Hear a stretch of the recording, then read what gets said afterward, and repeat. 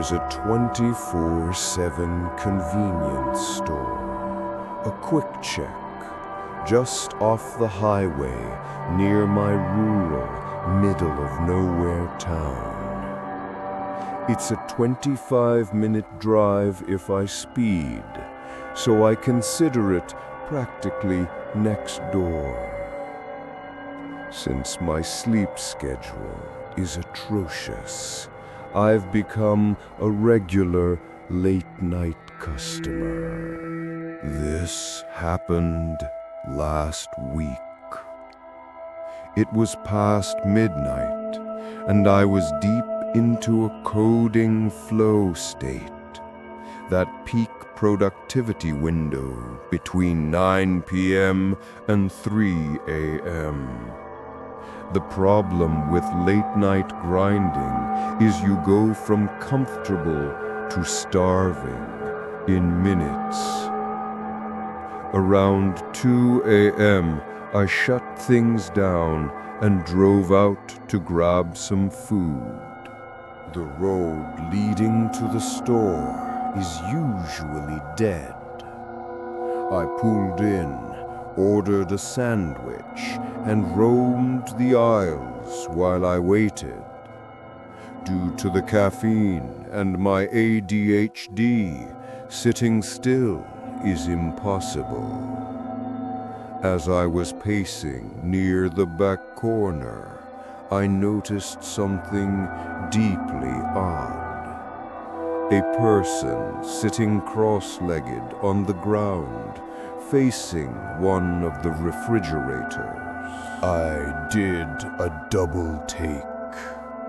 He was just sitting there, wearing a brown coat and jeans, staring intently at the glass. I needed a better look. I walked a few aisles down, planning to peek around the corner, see his face, and quickly retreat. Staring is rude, and I wanted to be inconspicuous. I failed. The moment I turned the corner, he whipped his head around and stared back at me. His movement was so abrupt, it froze me. He was far from normal. Forget the weird posture and the sitting on the floor. His eyes were abnormally wide, and his lip was quivering, almost like he was cold, despite the jacket and the store's warm temperature. His posture was twisted, like he was straining to sit. But the worst thing was his look, a blank, dead stare that gave the impression he wasn't really there. The entire scene was freaky as hell.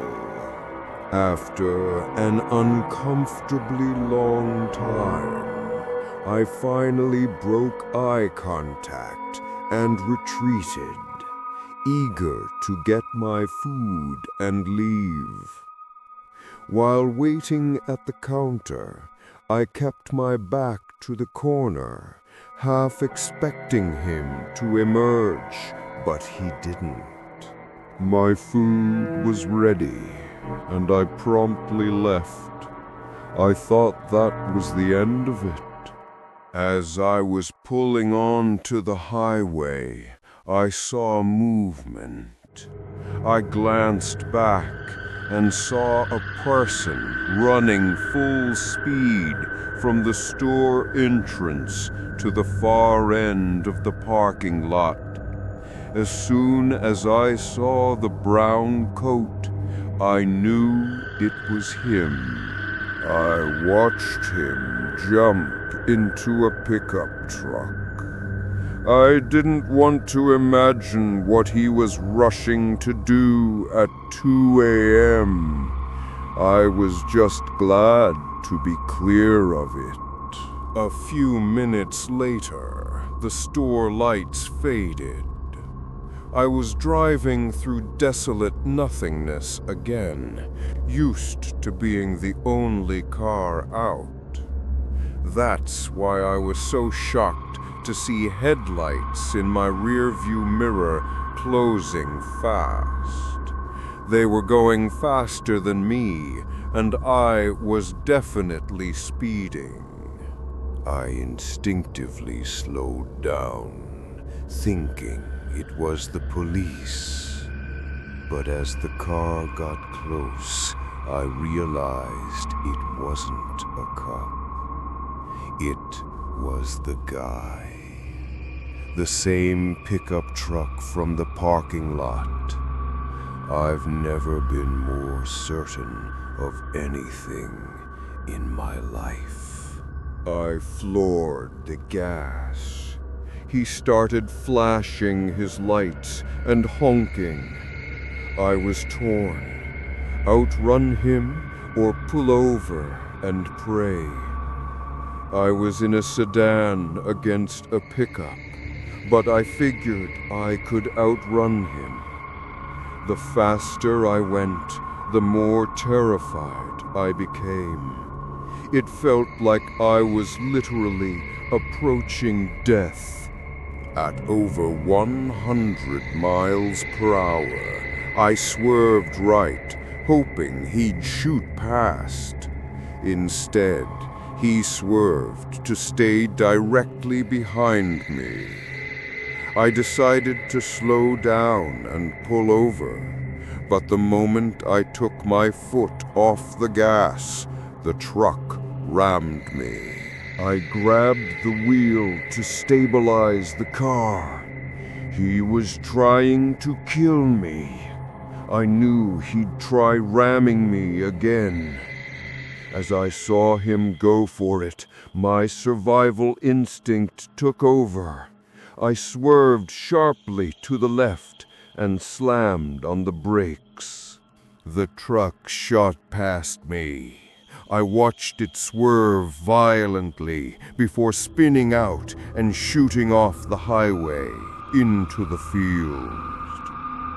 Despite my shaking hands and overwhelming terror, I forced myself to drive home.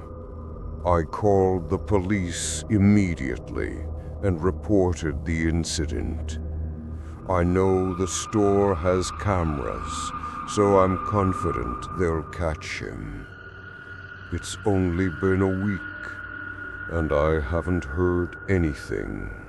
As for why he targeted me, your guess is as good as mine. I just hope I never see that blank stare again.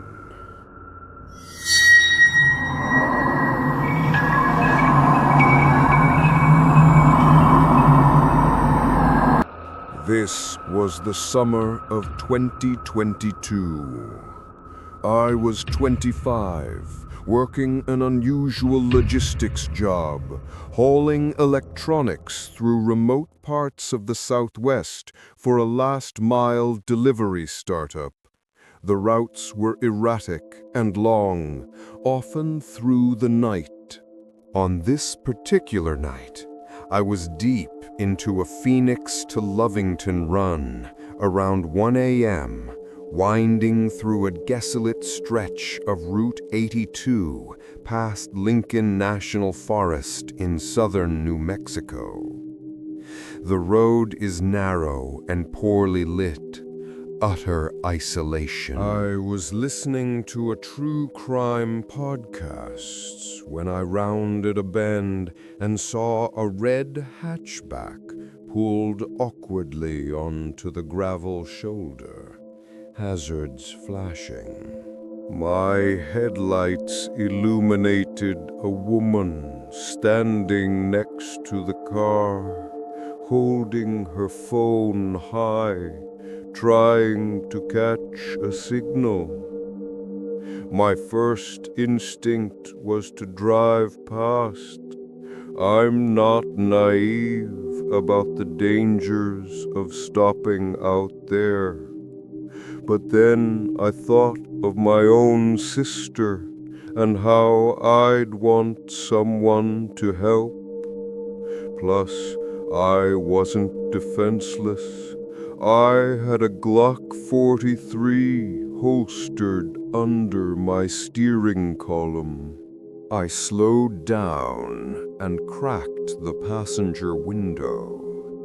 The woman, who looked about my age, rushed over and immediately tried the locked door handle.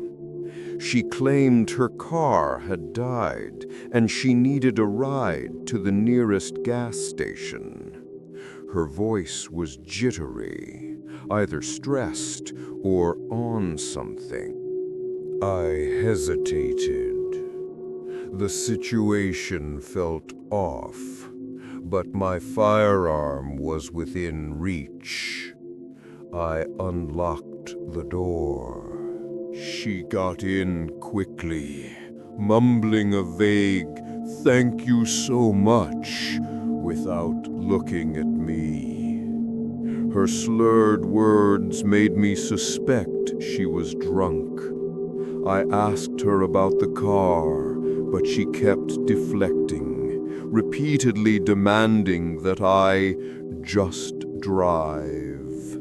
I was about to tell her to get out when I glanced at her hatchback one last time. To my horror, a man stepped out from behind it where he had been hiding. My adrenaline spiked. I looked forward. There was another figure standing directly in the road, about 50 feet ahead, holding something long, maybe a bat or a pipe. My survival instinct took over. I floored it. The woman whipped around, started yelling, and reached down, digging in her purse for something. I had a terrible feeling I knew what it was. Before she could escalate, I yelled, "Freeze!" and drew my gun. I didn't point it at her. I just rested it on the steering wheel where she could clearly see it. Whatever she was reaching for, she stopped instantly. She stared straight ahead with an unreadable expression. We were less than 30 minutes from Artesia. I drove the whole tense half hour and pulled into a well-lit gas station with 2 big rigs in the lot. I told her to get out. She refused, giving some stupid excuse. I leaned across her, yanked the passenger door open, and basically forced her out.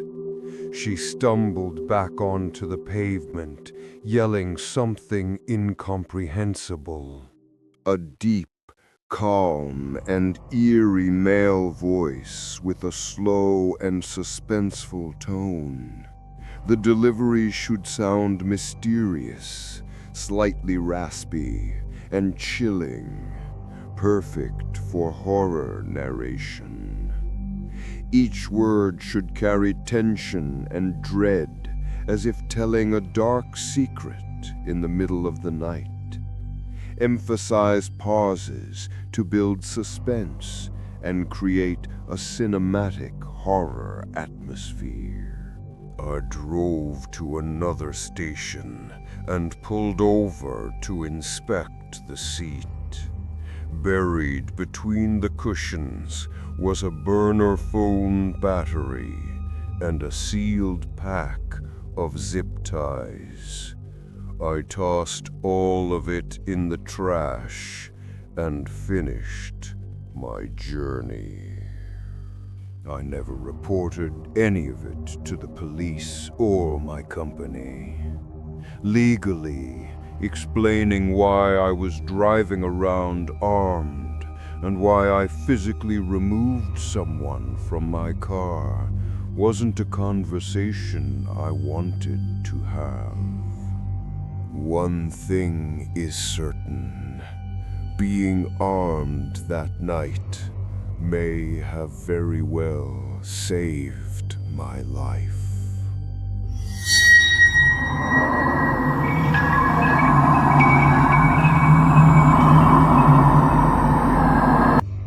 This happened 3 years ago when my husband and I were driving cross-country from Utah to Georgia. We cut through a desolate stretch of U.S. Route 400 in western Kansas. 100 miles of nothing but farmland. I fell asleep sometime around sunset. Around 10 p.m., I woke up to the car slowing down. My husband had pulled into a tiny roadside gas station to fill up and grab snacks. I figured it was my last chance for a proper bathroom, so I got out and headed inside.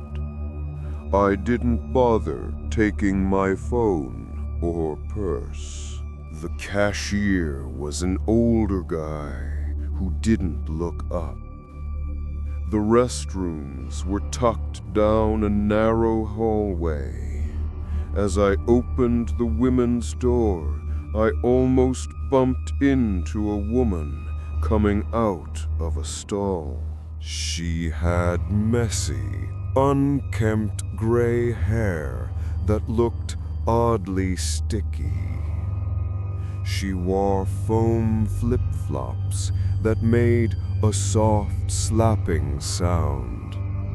Most bizarrely, she was wrapped in a thick purple and green coat, despite it being about 80 degrees out in the middle of a Kansas summer. She was carrying a tied-up plastic grocery bag. When she saw me, she just stared.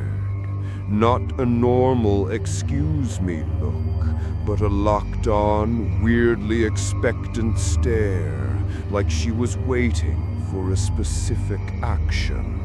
I gave her a polite nod and tried to step around her, but she didn't move.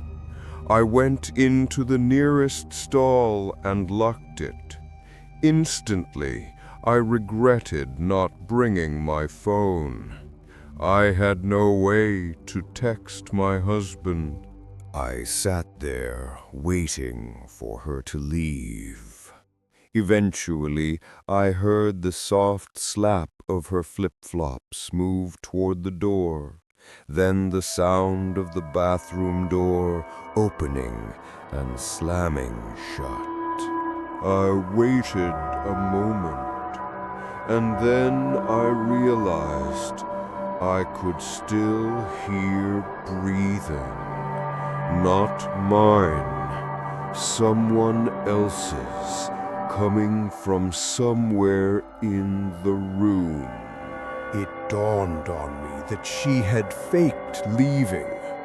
She must have opened and slammed the door to make me think she was gone.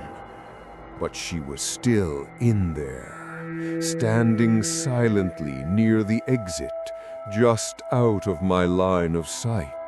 I sat in complete silence for a really long time, terrified she would hear me. Eventually, the door opened and closed again. The breathing stopped. A wave of relief washed over me. I still waited for another half-minute. Just as I was about to unlock the stall, I heard a huge gasp, like someone had been holding their breath. followed by the bathroom door opening and closing a third time. I was truly freaking out. That woman had pretended to leave twice. Whatever she wanted, it wasn't good. The suspense was killing me. I unlocked the stall as quietly as I could, fully expecting to see her standing there. But the bathroom was empty. I washed my hands quickly and stepped out. I had no idea if she was waiting for me. I lingered until a large man finished his transaction at the counter. Then I used him as cover to exit the store. The moment I stepped outside, I saw her again. She was lingering off to the side of the entrance, clearly glaring at me. She was holding something in her hand I couldn't make out. It looked like a knife. The way she was slightly crouched made it seem like she was preparing to spring. I prepared myself to scream or run, but instead of moving toward me, the woman quickly turned and walked around the side of the building toward the back. I ran to our car. My husband looked confused and asked what took so long. I told him I'd explain once we were back on the road. As we left, I looked back and saw the woman standing at the edge of the building, watching our car. The sight of her was profoundly unsettling. I don't use roadside restrooms anymore.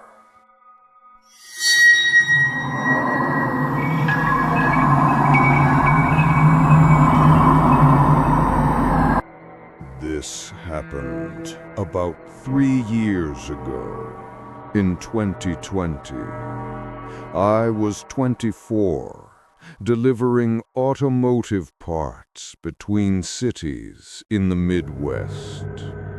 That job is the reason I will never stop at a highway rest area after dark again.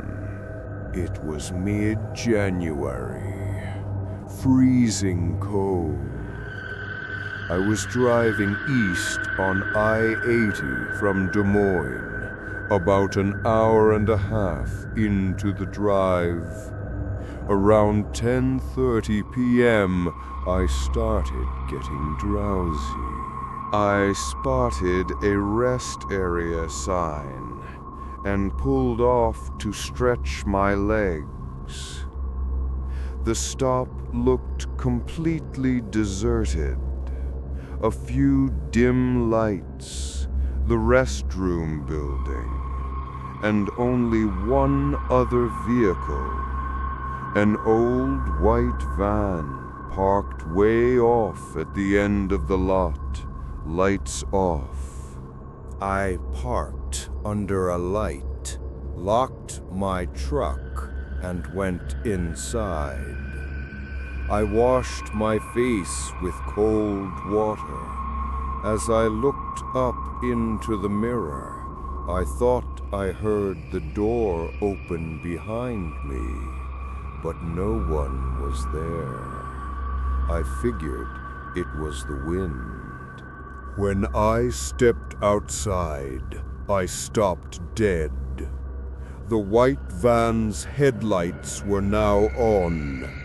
I hadn't heard the engine start. I got a bad feeling immediately. I unlocked my truck, started the engine, and pulled toward the exit. As I did, the van's lights suddenly shut off again. I checked my mirrors constantly. For about 5 minutes, nothing.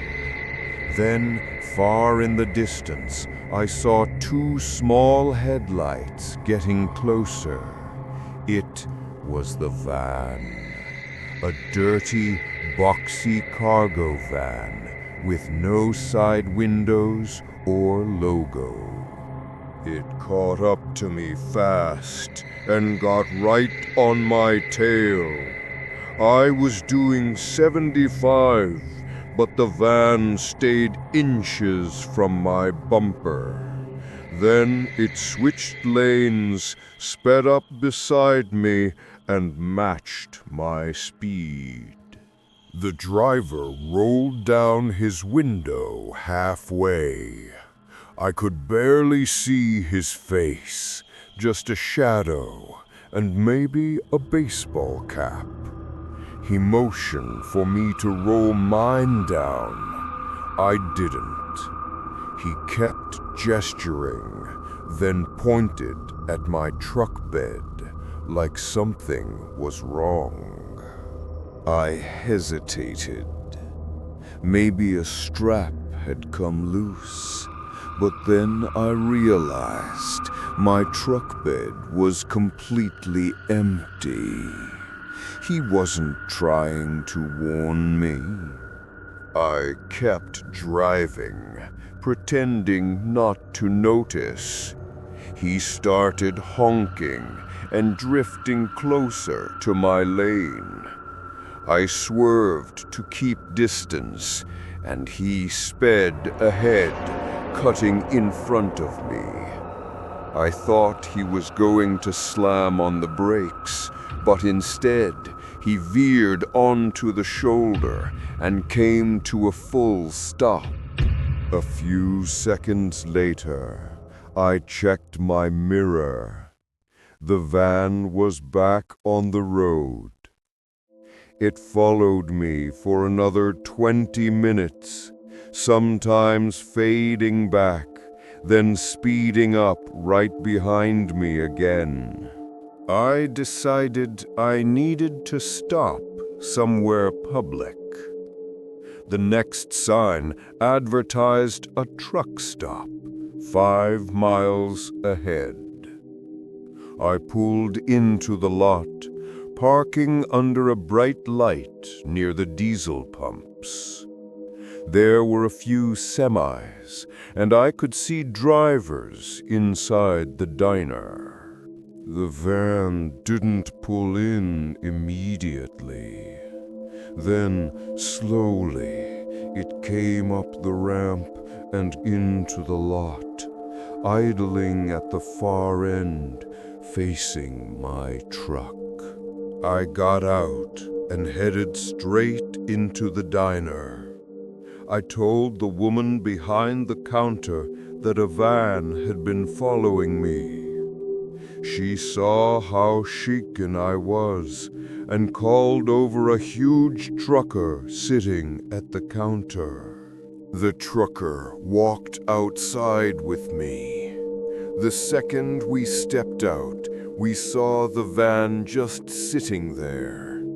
He muttered, "Yeah, that ain't good," and told me to go back inside. He walked straight toward the van. A few seconds later, the van suddenly reversed, swung around, and peeled out of the lot, back toward the highway. The trucker came back, shaking his head. He said there were 2 guys in there, both wearing hoodies, just staring straight ahead. I stayed in that diner for almost an hour. I finished the rest of my drive with my eyes glued to the rear view mirror. When I finally parked, I checked my truck.